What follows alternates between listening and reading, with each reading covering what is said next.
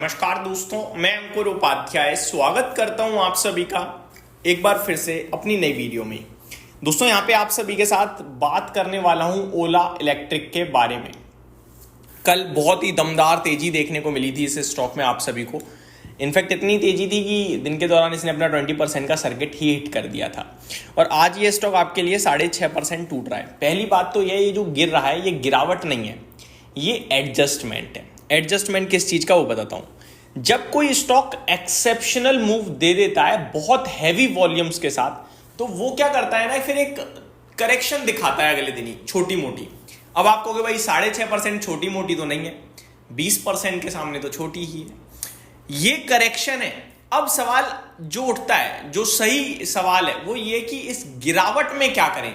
मान लो आपने परसों शेयर खरीदा था तो आज भी आप प्रॉफिट में ही बैठे हो, आप लॉस में तो नहीं हो, 14-15% के गेंस में हो। 2 दिन पहले इनफैक्ट आपने लिया है तो आप मोर देन 20% के गेंस में अभी भी बैठे हुए हो। तो अब यहां से क्या करें, ये सही सवाल है। हाँ, कल आपने पीक पे ले लिया तो आप ऐसा हो रहा होगा आपको, यार मैं ट्रैप तो नहीं हो गया, मैं फंस गया टॉप से, क्या करूं क्या ना करूं। पहले मैं आपको बताना चाहूंगा, जब कल मैंने वीडियो बनाई थी तो ये सारी चीजें बोली थी। 51 रुपए पे शेयर था, मैंने कहा था 53 जो आज का सर्किट था वो लग सकता है, और वो लगा भी। 54.5 के ऊपर एक बड़ा वाला अगेन ब्रेकआउट आ जाएगा, 62 टू 70 रुपए तक फिर जा सकता है स्टॉक, ये भी मैंने आपके साथ डिस्कस किया था। आज स्टॉक ने 54.6 का हाई लगाया और वहीं से तुरंत नीचे आ गया। अब सवाल ये उठता है यहां से क्या। तो दोस्तों 2 चीजें हैं। पहली बात तो ये कि ये स्टॉक में जो मूव आया है आज नीचे का, ये अभी कह रहा है wait and watch. As expected था कि ये गिरेगा, गिर गया, लेकिन अभी कोई कंफर्मेशन नहीं है किस चीज की कि गिरावट यहीं रुक जाएगी और बढ़ सकती है। क्योंकि अभी भी अगर मैं ऐसे देखूं ना, ये अपने 20 EMA के काफी ऊपर ट्रेड कर रहा है। मैं आपको बताना चाहूंगा 20 EMA इस समय 43.2 पे प्लेस्ड है, लेकिन ये जो 20 EMA है ना, जो अभी 43.5 के करीब 43.25 पे दिख रहा है, ये 2 दिन अगर स्टॉक 49 के पास टिक गया तो ये बड़ी तेजी से ऊपर आएगा EMA, क्योंकि EMA रीसेंट डेज के मूव को बहुत इंपॉर्टेंस देता है और रिसेंटली 2 दिन का मूव जो है वो बहुत ऊपर का है। तो 2 दिन अगर स्टॉक यहीं टिका तो फिर ये EMA आपका ऊपर आ जाएगा और वो EMA ही बनेगा सपोर्ट। तो यहां पे अभी कोई गुंजाइश नहीं है कुछ करने की, पहली बात।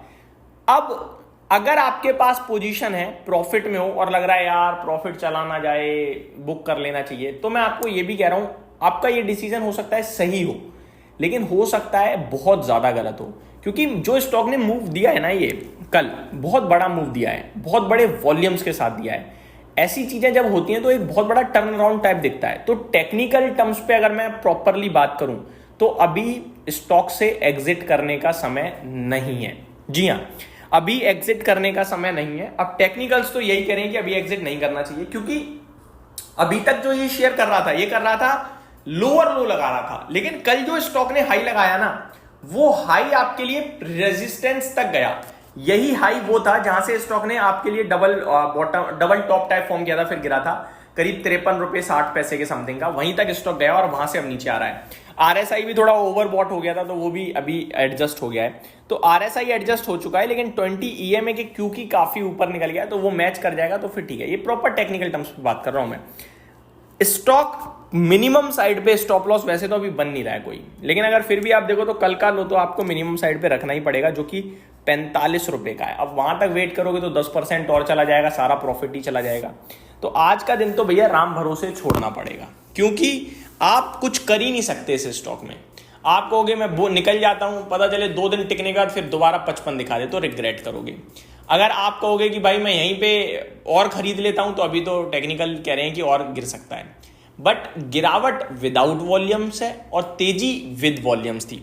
आज स्टॉक टूट रहा है, 7.5% नीचे भी खड़ा है, लेकिन कितने वॉल्यूम्स हैं? 29 करोड़। कल स्टॉक 19% भागा, कितने वॉल्यूम्स? 110 करोड़। आपको लग रहा होगा कि भैया अभी तो 11:15 ही बज रहे हैं, दिन के दौरान देखो कितने वॉल्यूम्स होते हैं। तो अगर ये शेयर ऐसे ही गिरता रहा ना दिन के दौरान, तो ये वॉल्यूम्स नहीं बढ़ने वाले, ज्यादा 35 करोड़ तक पहुंचेंगे, ज्यादा से ज्यादा 35-40 करोड़। अगर ये मैं तब कह रहा हूं जब ये स्टॉक गिरता रहा, तो यहीं हो गया खत्म, मतलब यहीं पे रुक गया तो कुछ भी नहीं होने वाला। और अगर ये स्टॉक यहां से दोबारा ऊपर भागा तो फिर वॉल्यूम्स हैवी आ जाएंगे, क्योंकि तेजी में वॉल्यूम्स आ रहे हैं। तो मेरा भी व्यू है कि भैया कुछ ना करें तो ज्यादा बेटर है। इसमें अभी एग्जिट और एंट्री दोनों नहीं बन रही है। ये स्टॉक 2 दिन का मिनिमम साइड पे भी समय मांग रहा है और वो आपको देना पड़ेगा। कभी कभार ऐसी सिचुएशन बन जाती है।